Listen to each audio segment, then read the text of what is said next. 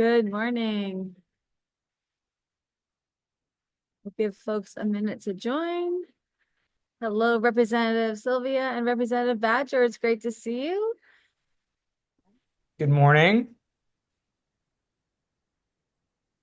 We are so happy to have you with us this morning. I am coming to you live from Washington, D.C., where I am with the team from Massachusetts for the National Association for the Education of Young Children's Public Policy Forum. So we started yesterday, today, and yesterday is a bit of a boot camp.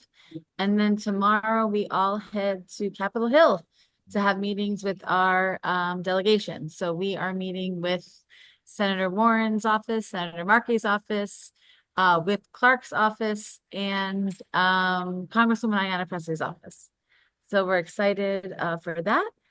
And this is kicking off our 9:30 call, meet and greet with first-year legislators. And this is something that we used to walk around the bullpen in real life and meet all the first-year legislators. And then in 2020, after the election, we started the 9:30 call in March of 2020. And then after that election, we did the first year tour on the 9:30 call. And at that point, the reps hadn't even really had a chance to meet each other. And they met each other in the 9:30 call. And so it's, the 9:30 call is a statewide call. So there are often folks from your district on the call. And if you are from the district, send some extra love and appreciation in the chat. But we're so happy to have you both with us today. And on Wednesday, we'll have Representative Greg Schwartz will be with us. And then tomorrow, we're having Marty Walls, a former legislator, who's going to come to talk to us about board development and engagement for nonprofit boards. I'm going to put a link in the chat for folks.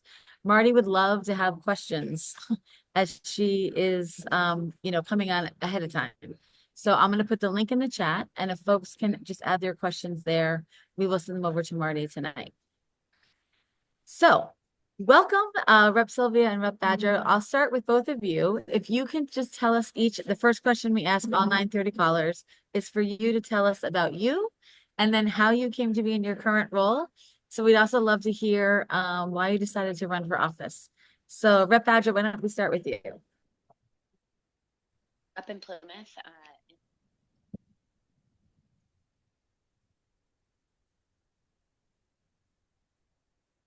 Can we hear? Oh, we can't hear you, Rep. Hold on. The curse of the headset. We've all been there. It might be the headset. Can you hear me? We can hear you now. Okay, we'll do it without the headset. Sorry for anybody else in this room. I'm coming to you from our Cordage office. So sometimes there's more than one person in this space since Rep. Lenatra and Senator Fernandez and I all share the same small room. But so I really got involved. I was a child who really struggled with reading. And so for me, really struggled, and I had people who really poured into me, helping me. I didn't probably read till I was about 10 years old, really understanding, probably an undiagnosed dyslexic, but a kid of the 90s. You get your B's and your D's wrong, they're like, you'll be fine, even though my last name's Badger. So that was kind of what kind of got me started. When I went to college, that's when they kind of noticed there was something weird. And I was like, it's fine. I've made it this far in life. I don't need anything, an extra assistance. And so when I went to grad school and worked at Suffolk University during grad school and after grad school for a year, I was working with students and reading their papers and seeing that their papers they weren't really great. None of them were from Plymouth. I'm always really quick to say that. But if there was something I could do to help these students, I wanted to do it. And so a spot actually came open in the Plymouth School Committee. And so I decided to run for that. I was lucky to be on the school committee for 13 years, loved every minute of it. It was just the recent chair of the committee for the last 2 years. It was a really great opportunity to be able to give back to our community. Equity has always been a lens that I look at the world through, and bringing a lot of translation services into our community, full day K, making sure that our students are starting from the same baseline as much as possible. And so when this seat came up, I had a handful of people who had been asking me for years to give it a shot, and I finally said, sure, let's give it a shot. And we knocked on 9,000 doors. It's really important to me that, I that as the representative, people understood that that's what I'm here for. I'm here to have conversations with them. I'm here. My phone, probably most of the town of Plymouth has my cell phone, which it's fine with me, and I'm happy to have that be that way, so people can reach out to me at any time. But so yeah, so for me, it's always the equity lens, and it's been that way because of my background and like the struggles that I had. My parents didn't know that I had any kind of learning disability or any kind of issues because I was their only child, and neither one of my parents went to college. So they were like, oh, she's getting B's and, she's doing fine. And so it was important to me just to level that lens. And so I'm hoping to continue to be doing that through, the priorities. Did you ask about what our priorities were? I don't want to. Not yet. So Oh, perfect. All right. Well, then I'll come right back to those in a little bit. And Rep, can you describe the bullpen, like just for folks who maybe have never have had the opportunity to see where you all are? So Mark and I are both on different sides of the bullpen, which is for the alphabetical order. Basically, we're in two hearing rooms. There's 10 of us in one and 9 of us in another with our aides. We basically sit like I'm here and my aide is legitimately right next to me. And then it just keeps going on and on down the line of the dais, which both Mark and I are on the dais. And then we do have classmates who are on folding tables, 6-foot folding tables. But we welcome people to come on in. We will have meetings. We just pull in an extra chair in our tiny little space, and we get really close and have really good conversations. That's great. Thank you so much. And Rep Sylvia, tell us a little bit. Yeah, great. And this is a good opportunity for me to learn a little bit more about Michelle. Michelle and I have been working closely on a couple of things together, but haven't really talked about our backgrounds. So this is a great opportunity for me I now know that both Michelle and I are only children. Didn't know that. So thank you for that opportunity. So I'm Mark Sylvia. I represent the 10th Bristol district, which is Fairhaven, Mattapoisett, Marion, Rochester, a little bit of Acushnet, and a little bit of New Bedford. Michelle's very fortunate in the sense that she has just Plymouth. But I have a great diverse district that includes rural communities, suburban communities, gateway city. It's coastal down on the South Coast. Public service has been in my bones and my DNA probably since I was a little boy. I used to like going with my dad to town meetings in town and saw how individuals can make a difference, and how important it is that there are advocates out there that fight for people, because that's not always the case. So I went K through 12 Fairhaven Public Schools, went off to college, came home, ran for school committee and served on the Fairhaven School Committee for 6 years, then became the town moderator in Fairhaven. But professionally, I spent 11 years in Plymouth. I was the town manager in Plymouth, very proud of the team we had there, and my experience really, I think, prepared me for a life in public service. From there, I went to work in the Patrick administration as the first Green Communities Director when we launched the Green Communities program, and then served as Commissioner of Energy Resources and then Undersecretary for Energy. Mind you, I did not have a background in energy. My background is political science and public administration. But there was an amazing team to work with, and I learned a great deal. And we had a great governor who really cared deeply about clean energy and climate issues. I then spent 10 years in the private sector. I thought it was really important to get some private sector experience if I was going to eventually go back into the public sector, which I knew and hoped I would. And then Bill Strauss, our state representative, who had been a rep for 32 years and was chair of transportation, decided he would like to spend more time with his grandkids and golf and enjoy retirement. And so he announced that he was stepping away, and it was an open seat. Much like Michelle, we both ran in open seats in what I would describe as purple districts. And similarly, I knocked on 8,000 doors, so you knocked on 1,000 more than me, Michelle. But it was critical to connect with people, particularly in today's political climate. And so I now am in this role as state representative, something I always wanted to do since I was a little boy going to town meetings. But the opportunity hadn't presented itself. And so here I am. I love it. Thanks to both of you for your stories. It's always one of my favorite questions on the call because people don't usually have a straight line no matter what they're doing now. Except for you, maybe Rep Sylvia, who jumped of being a state rep when you were a little boy going to town meeting. Yeah. Can you both talk about a little bit as you were out knocking on doors, you are both kind of in similar areas of the state in Plymouth and in Fairhaven and appreciate kind of your districts being in purple districts. What were you hearing from people as you were campaigning? And what were some of the things that surprised you that you heard about? You both seem pretty plugged in, serving on the school committees and in your separate careers. But what did you hear from folks, and what surprised you? Mark, you want Yeah. to, I can go if you want. For me, I don't think much surprised me because again, I was on the school committee for so long and had direct, and I am the average person. Well, I'm not the average person in the district because I'm younger than the average person in my district, but I am essentially that average person. I can't afford to live in my own community. I mean, I live with my parents and I live together to be able to afford to live in Plymouth.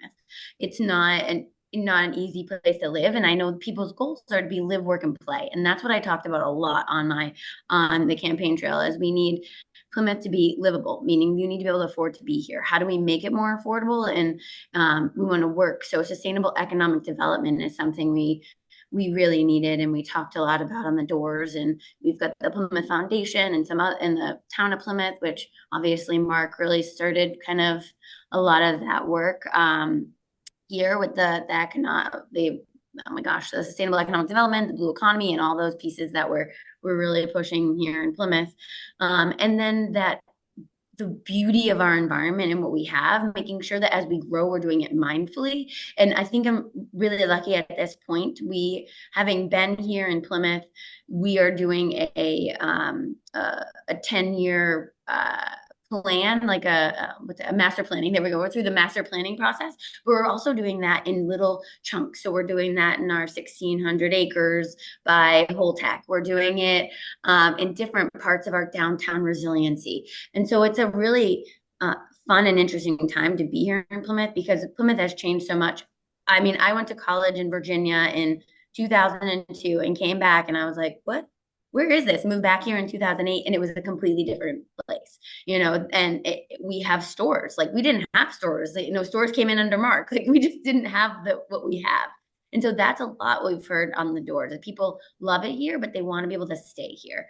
Nothing really surprised me. I think the warmness that people answered their doors was probably really surprising because I know most of my friends didn't want to go with me because they're like, I don't want people knocking on my doors. Why would I want like to go and knock on someone else's door? But I honestly loved it. I felt like it really gave me a pulse as to what was happening. And I met so many fabulous people who I still see. I was at the library the other day and I looked at this woman and I was like, you're really familiar. And she goes, you knocked on my door. She's like, I had a 5-year-old. And I was like, oh, you live in South Plymouth in Cedarville. You live in the neighborhood by the pond. And she was like, yes. I was like, yep. Okay. I know exactly who you are. So it really just was a wonderful opportunity to get to know more people. Yeah, I would say a couple of things. First, a ton of ring doorbells and dogs. That's what the knocking on doors of today is ring doorbells and dogs, which was a bit of a surprise. Um, I think like Michelle, and probably like most people, whether you were in a blue or purple or a red district, the biggest thing we heard about was cost of living issues. So whether it was childcare, early childhood education opportunities, healthcare, housing, that was probably the number one issue. Interestingly enough, I didn't hear much about immigration, but in our campaign and in the race, that issue was brought up, but not at the doors, which I thought was kind of interesting because different people had different reactions to that in their campaigns.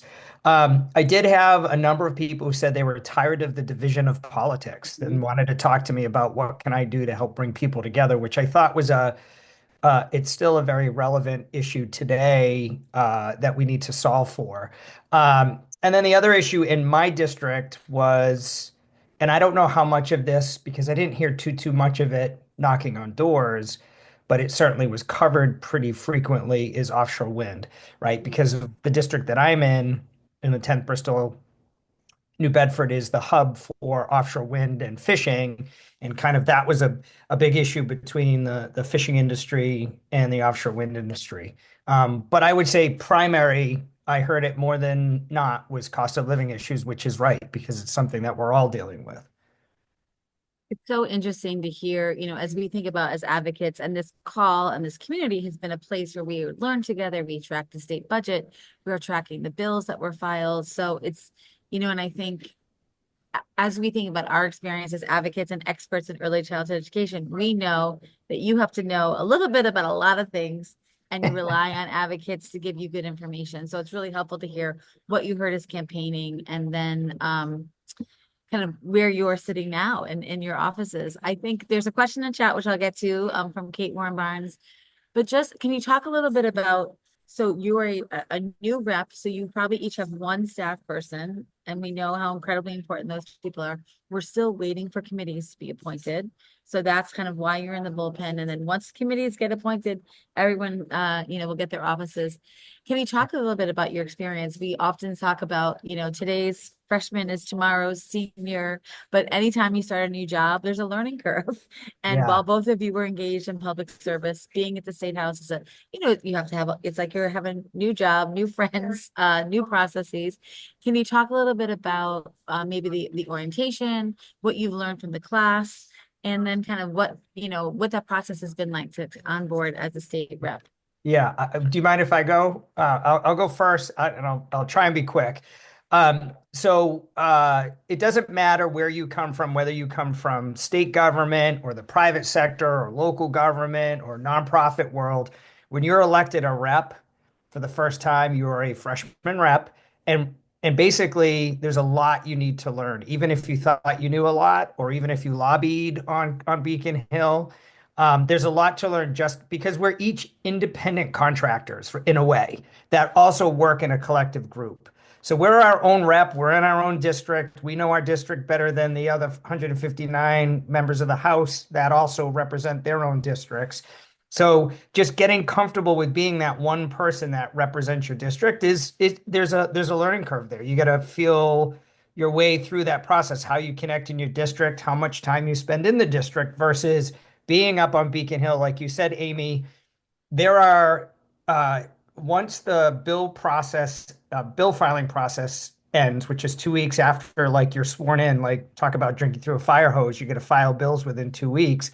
When that process ends, and you're learning a lot just going through that, what bills should I file? Should I refile bills from my predecessor? If I file bills, like how far are they going to go? So there's a lot to just orient yourself around. That ends, and then the dam breaks because there's 6,000 plus bills, and everybody wants you to co-sponsor their bill. And you seek out advice from reps who say, don't co-sponsor too much because that's going to dilute your effectiveness if you co-sponsor 80, 90, 100 bills. And then you have other reps who go, I don't care how many I co-sponsor. If someone from my district asks me to co-sponsor, I'm on it. So it's kind of feeling your way through all of that. We have an academy that was enormously helpful in December where all 19 of us got to at least know each other. Leadership was great. We had a mock session. We had guidance from state ethics and budget conversations. So that was all good. And then we have our first vote, which is a vote that, Michelle can also say was something that most legislators do not deal with in the first few months, which is the emergency shelter supplemental budget. And so very controversial vote, our first vote. And so just navigating through a controversial first vote is something that, none of us expected. And then you go on to the budget. So it's a lot, but we're all there to help each other. What's nice with the freshman class is that we all seem to support each other. and help our way through it all. And leadership has been fantastic. I want to emphasize to everybody on this call, and I tell people in the district too, we are not told how to vote. We're not. And that's made very clear to us from the beginning. The only ask is if you can't vote for something, just let folks know in advance that you're not going to be able to support something, which is fair because you have to manage 160 people. So that was a really good thing to learn as well. And now we have rules tomorrow that we're going to be voting on, which will then get committee assignments after that. And then we'll be in our either double wide cubicles or offices, depending on where we go. So it's awesome. It's fun. And then sitting at your desk in the chamber every day that we go in there, and Michelle and I were in there for informal last week, the the honor of it, the weight of it, the responsibility of it does not change. You do not lose that feeling of uh, the work that you do and how important it is to the people you represent. And I'll stop there. Sorry. No, I mean, you covered it. You covered it really well. I think we are really lucky, and I'm sure every class says this, but I think, all really get along, and we have a lot of people with different skill sets and different knowledge bases. And, I come from the higher ed piece, which I didn't even mention. I spent time at Mass Maritime, and I was just at Massasoit Community College, their vice president of institutional advancement. So fundraiser and alumni relations has been my background for the last, gosh, close to 20 years. And so for me, it's been a lot about learning what people's skill sets are to be able to help. Like, I am passionate about what's happening with Eversource right now. Like, I'm ready to light fires and go and get some solutions and some relief, because this isn't sustainable. And I know we're not on this call for that, but I was able to go to Mark and be like, Mark, help me out here. I know you have this background. What does this mean? I can be fired up and I can read all about these, but I need to know a little bit more about, what are the avenues to go. I know a lot of people. I've been very lucky. I went through the Emerge program. And one of my classmates is Attorney General Andrea Campbell. So I have a lot of people that I know within the state government, but like Mark said, you can know all the people you want, and but you need to be able to know how to use it, and how to, when you don't want to always be calling on the same people. And I also find that people have been wonderful. I'm really lucky that Representative Lenatra and Representative Machino have, from the start, when I first announced I was running, they both came right on in and were like, let me help you. Let me, you have questions, call me at any, I can tell you the number of times I probably had late night conversations with both of them during the campaign. And now they're there to help and support us. And that it's just not just the two of them. So many people have come around all of us and said, hey, you need this. Let's have a coffee. Let's do this. Let's come to my office, and they want you to know that they're here to support, because like Mark said, we can't all know everything. And I think if anybody tries to know everything, they're doing a disservice, because nobody can. Everyone has something that they know, and we can all work together to make ourselves stronger. But like Mark said, it's so fulfilling. It's so much work. It's 24 hours a day, 7 days a week. But it's really fun. And it's something, like Mark said, called the service. I mean, for me, when I was little, I wanted to be Martin Luther King Jr. I don't know. That was just my thing. Read a book about him, and then I read every single book there could be, because for me, that just called me. And I think that's where I found my calling as a child, really realizing that the world's not fair, but there are people who can stand up and try to make it as fair as possible. But yeah, I think leadership has been really wonderful, and just every day I think we learn something new. Sitting in the desk, or just like Mark said, we were invited up on the dais to see the floor from a different angle, see it from above, and it's beautiful. You're under the sacred cod, and how could you not want to be in a room like that and not feel the honor and the Right. people who've been there before you? I feel the same way every time I go to the State House still, and even in Washington, D.C., Marissa, my colleague, and we're facilitating the first timers kind of boot camp today for folks who are in DC for the first time. And I say the same thing about being here. Like, it never gets old, no matter how times you've been here, to walk by the Capitol and see what's going on. I mean, underneath the stairs have beautiful details. Mark will tell you. I walk and I'm like, did you see that? And it's gorgeous. So yeah. One of the questions that Kate Warren Barnes asked, if you both had a magic wand and could pass one bill for young children and families in the Commonwealth, cost is not a factor. What bill would you magically pass into law? Or what topic would you want to tackle? I think that's a great one. I think for me, it would be universal pre-K because I feel like it would solve a lot of problems for our families. But then obviously you've got younger and younger students or kids that you need Right, to support. But universal pre-K, I think would be for me.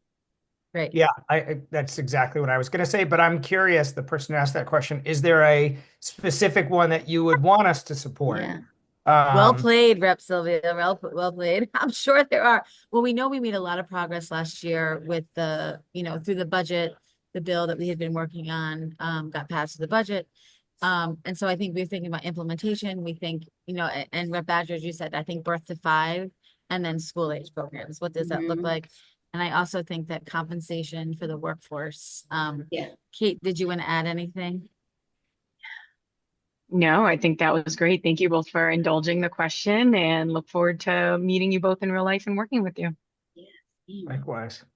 And Rep Sylvia and Rep Badger, tell your colleagues about the 9:30 call. We often have 100% participation rate. It's been a little tougher this year.